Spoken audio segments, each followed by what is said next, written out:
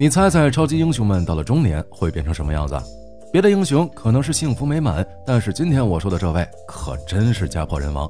拯救了世界的蜘蛛侠，中年生活竟然如此凄惨，超级英雄竟然也会败给现实。自己全部积蓄的饭店竟然因为资本惨遭关门，唯一的亲人梅姨也死亡，自己心爱的妻子也要离自己而去。人到中年也越来越颓废，到底是什么让我们熟知的帕克沦落成这模样？这个酷爱涂鸦的黑人男孩叫迈尔斯，因为在入学考试中作文标题为“我的警长父亲”，获得了老师的赏识，成功获得了进入布鲁克林精英学院的资格。开学第一天，迈尔斯在警长父亲的护送下来到了学校，可是迈尔斯却在学校里显得格格不入，也没有人愿意和自己交朋友。在这所学校的人都是学霸，这让迈尔斯的学校生活压力山大，每天都在抱着课本来回奔波，格格不入的环境和压力使迈尔斯想要逃离这个学校。这天，迈尔斯被老师喊到了办公室，并拿出了一张0分的考卷。看着0分考卷，迈尔斯兴奋地表示，是不是自己多拿几个0分就可以被开除了？但是老师却认为迈尔斯可以完美地避开所有的答案，当即便称赞迈尔斯是个天才，随后便把卷子上的零蛋改成了满分，并让迈尔斯回去后写一篇关于他自己的作文交给他。回家后的迈尔斯并没有乖乖写作文，而是去寻找自己的叔叔艾伦。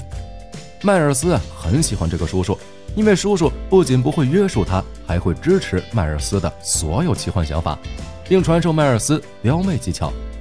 而这时，开心的迈尔斯却收到了父亲的短信，要求他赶快回家写作业。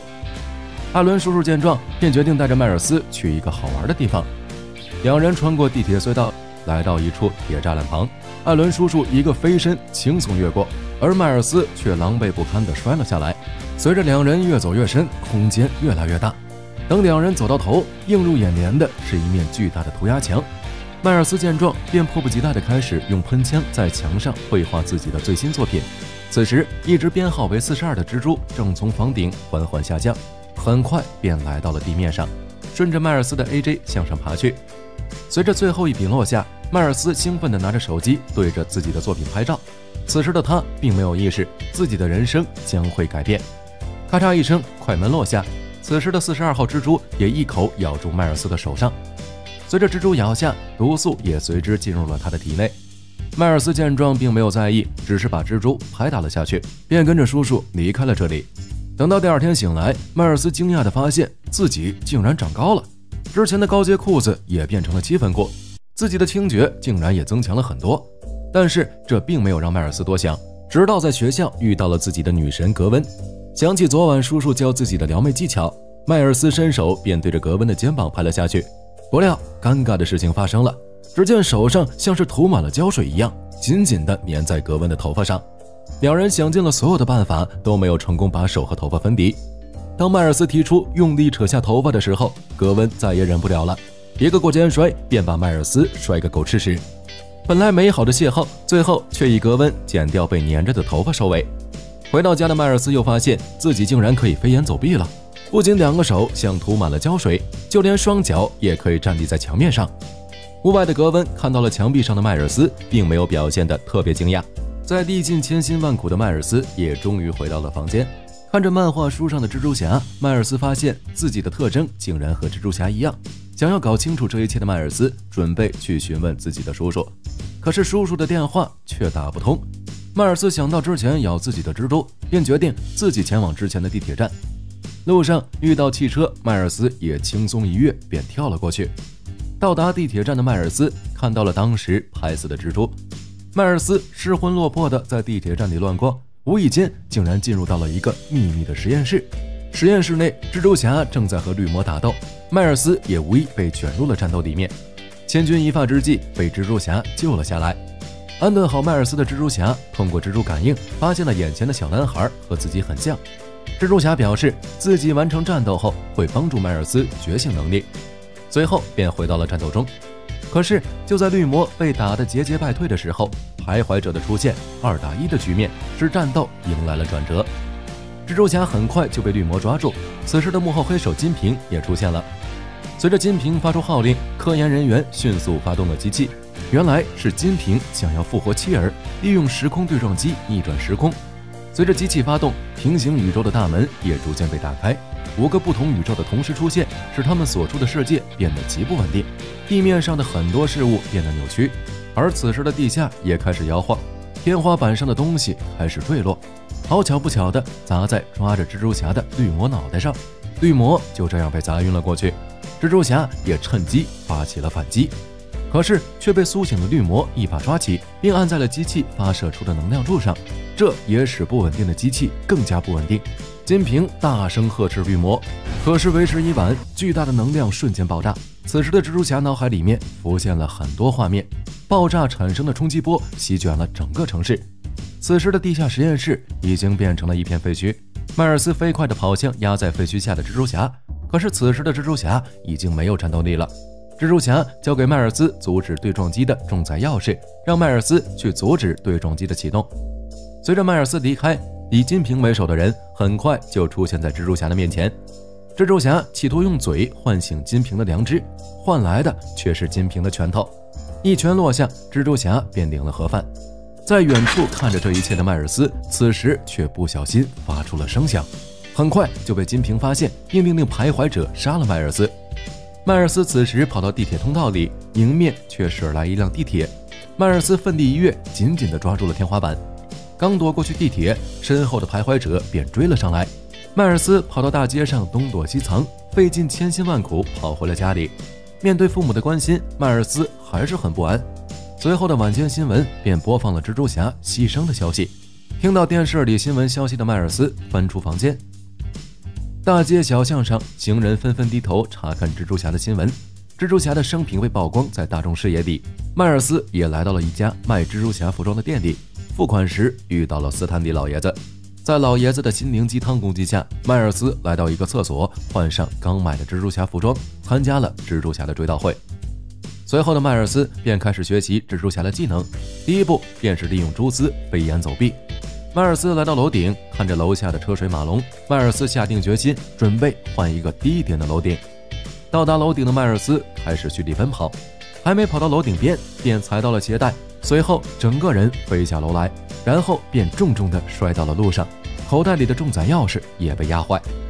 晚上的迈尔斯独自来到帕克的墓前，对着帕克忏悔自己弄坏了重载钥匙，并表示自己一个人没有办法完成任务。此时，一个臃肿的中年男人突然出现在迈尔斯身后，迈尔斯向后猛地伸手，手上的能力瞬间便击飞了中年男人。迈尔斯走近查看倒地的中年男人，眼前的一幕惊呆了迈尔斯，这个人竟然和帕克长得一模一样，而且身上也穿着蜘蛛侠的服装。原来这个中年男人竟是别的宇宙的蜘蛛侠，在他的世界里，不仅拯救了世界，而且还结了婚。但是却因为经济问题导致妻子离婚，自己经营的餐厅也倒闭了，生活也变得一团糟。就这样，中年帕克就这样无聊地度过了15年。这天，在家中摆烂的中年帕克突然被吸到一个黑洞内，便来到了迈尔斯所在的世界。随后便看到蜘蛛侠去世的消息，想一探究竟的中年帕克便来到了墓前，然后便是被迈尔斯打晕。此时的迈尔斯看着地上的中年帕克，十分惊讶。突然出现的警察发现了墓地里的迈尔斯，一束灯光照来，迈尔斯本能的想要逃跑，却被中年帕克发射的蛛丝粘上。无奈迈尔斯只能拖着中年帕克一起跑路。迈尔斯带着中年帕克想要利用蛛丝逃跑，不料两人双双摔到了墙上。随后昏迷的中年帕克蛛丝不受控制的射向了一旁行驶的列车，随后两个人便被各种的撞击，最后在一处天桥上，两人才结束了噩梦。当中年帕克睁开眼睛，却被迈尔斯绑到了沙袋上。随后两人互换一下情报，这才了解到中年帕克来自另一个时空，而只有毁坏时空对撞机，中年帕克才能回到原来的世界。随后两人便偷偷潜入了金平的基地内，准备偷偷制作重载钥匙。两人来到章鱼博士的实验室，本来一切顺利，迈尔斯却不小心把天花板的吊灯给弄掉了，发出的声响很快便引起了注意。随着章鱼博士进入实验室，迈尔斯也发动自己的被动技能隐身。看着会隐身的蜘蛛侠，中年帕克懵逼了，然后便给迈尔斯说了一下章鱼博士电脑的密码，让隐形的迈尔斯继续制造钥匙。而中年帕克准备对章鱼博士发动美男计。进入实验室的章鱼博士看到蜘蛛侠后非常激动，很快便发现了这个帕克来自别的宇宙。在两人的对话中了解到，别的宇宙的蜘蛛侠来到这个世界，身体会逐渐瓦解。此时的猪队友迈尔斯准备偷偷带着主机逃跑，很快便被章鱼博士发现，两人便开始了逃亡。随着两人的乱闯乱逛，后面的追兵越来越多。面对这么多敌人，此时的迈尔斯也逐渐掌握了蛛丝的使用方法。但是身后的章鱼博士也不是吃素的，很快便抢走了主机。突然，一个黑影出现，一道从天而降的脚法落在章鱼博士脸上，章鱼博士手中的主机也被抢了回去，人也被击飞。迈尔斯看着眼前身穿黑白制服的美女，瞬间惊讶了，这个人竟然就是自己喜欢的格温。格温也表示自己是来自另一个宇宙的蜘蛛侠，她是他们宇宙唯一的女蜘蛛侠。意外来到这个世界后，凭借着蜘蛛感应接近迈尔斯。听到格温的解释后，迈尔斯表示他们现在最重要的就是找一个地方去重新制作一把钥匙。此时的中年帕克想到了梅姨，随后三人便来到了梅姨的家中。看着眼前的中年帕克，梅姨并没有表现得很惊讶，因为梅姨也知道平行宇宙的事情。随后便把三人带到了一个简陋的小破屋里。没想到这个小破屋别有洞天，里面竟然是蜘蛛侠的秘密基地。看着满屋的装备，还有各式各样的蜘蛛战衣，三人都大开眼界。虽然这么多装备，但是迈尔斯还是觉得仅靠他们三个人不可能打败金瓶。随后梅姨便表示还有三个老朋友。这时屋顶上也出现了三个不同的身影。首先出现的是暗影蜘蛛侠，在他的宇宙中，他是一名私家侦探。然后就是一头猪，他叫蜘蛛侠，在他的宇宙中是一名摄影师。最后就是可爱的潘妮蜘蛛侠，潘妮来自未来的纽约，可以和身后的机器人产生心灵感应。他的出现也是为了致敬新世纪福音战士。他们6个人虽然经历不同，但是都是被蜘蛛咬伤后身体发生了变异。他们也表示自己都是因为金瓶才来到了这个世界，现在想要回去原本的世界，就要跳进金瓶的对撞机里，但是必须要留下一个人毁掉对撞机。几个人纷纷想要成为毁掉对撞机的人。迈尔斯表示自己才是最合适的人选，因为自己是这个世界的蜘蛛侠。但是众人却对他很是怀疑，认为他没有任何能力可以完成这个任务。面对刺耳的话，迈尔斯发动隐身离开了这个蜘蛛团伙。此时的迈尔斯来到叔叔家，想要寻找安慰的他，不曾想竟然发现了一个大秘密。曾经在地铁里追杀自己的徘徊者，竟然是自己的亲叔叔艾伦。听到这个消息的迈尔斯还是决定把这个消息告诉团伙众人，但是身为孩子的迈尔斯很快便被跟踪。见到众人的迈尔斯刚说完，金瓶的手下也闯了进来，两帮人刚见面就剑拔弩张。面对这6个蜘蛛侠的3名坏蛋，丝毫不慌，双方打的也是难舍难分。迈尔斯在众人的掩护下准备带着重载钥匙逃跑，但是却被徘徊者私自咬住。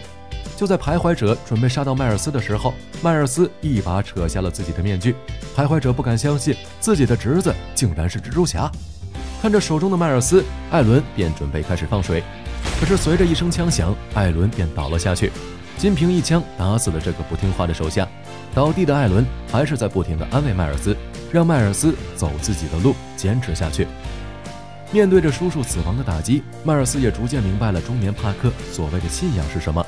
此时的迈尔斯来到高楼，穿着自己全新的战服，没有丝毫犹豫便跳下了高楼。此时的迈尔斯也成为了这个世界新一代蜘蛛侠。另一边的蜘蛛团伙也找到了金瓶藏身的大楼，随着5人秘密潜入，也发现了时光对撞机竟然被再次打开，整个城市也再次发生扭曲。中年帕克此时也决定要独自去摧毁对撞机。就当要插入重载钥匙的时候，章鱼博士忽然出现，喊住了中年帕克。就在章鱼博士准备了结中年帕克的时候，隐身的迈尔斯及时赶到，成功救下了中年帕克。此时另外的4位蜘蛛侠也和金瓶的手下打作一团。随着对撞机的持续发动，世界也变得更加扭曲，别的宇宙开始向迈尔斯的宇宙涌入。此时的迈尔斯、中年帕克和格温面对冲来的章鱼博士，准备大干一场的时候，章鱼博士却被别的宇宙涌入的卡车带走领了盒饭。迈尔斯也从中年帕克这里拿到重载钥匙，同时也表示这个事情是自己宇宙的事情，自己作为这个宇宙的蜘蛛侠，本就应该担起毁灭对撞机的任务，随后便用蛛丝来到了机器旁。然后随着重载钥匙插入，整个世界也开始逐渐恢复正常。迈尔斯也示意另外5个蜘蛛同伴返回自己的宇宙。其他的几位成功返回后，此时最后离开了中年帕克，蜘蛛感应发出预警。此时的金瓶看着眼前的2人，暴跳如雷。中年帕克想要出手拦着金瓶，但是却被迈尔斯阻止。迈尔斯想要靠自己阻止金瓶。看着这一切的中年帕克也不再多说什么，纵身一跳便回了自己的宇宙。此时迈尔斯和金瓶也缠斗在了一起。当真正打起架来，迈尔斯才明白金瓶的大肚子里竟然装的不是便便。看着拳拳生风的金瓶，迈尔斯不敢丝毫大意。开始还是被金瓶单方面碾压，自己的隐身在金瓶面前也是那么的苍白无力。此时的迈尔斯看到了为自己加油助威的父亲，在父亲的加油声中，迈尔斯艰难地站起身，随后用之前击中中年帕克的那一招对准了金瓶。随着能量的爆发，金瓶也被击飞。迈尔斯利用蛛丝缠着金瓶，随后砸在对撞机的按钮上，巨大的能量扩散，被打开的平行宇宙也被关闭，世界也恢复了正常。迈尔斯的行为也得到了大众以及父亲的认可，他也成为了这个宇宙中独一无二的蜘蛛侠。故事讲完，电影中的很多片段也致敬了蜘蛛侠的各种名场面，如利用蛛丝使火车停止、蜘蛛侠之吻，还有街头尬舞等场面。感兴趣的可以去看一下这个电影。大家还在电影中发现什么彩蛋？可以在评论区告诉我，也可以关注我，我会持续为大家带来更多漫威精彩内容。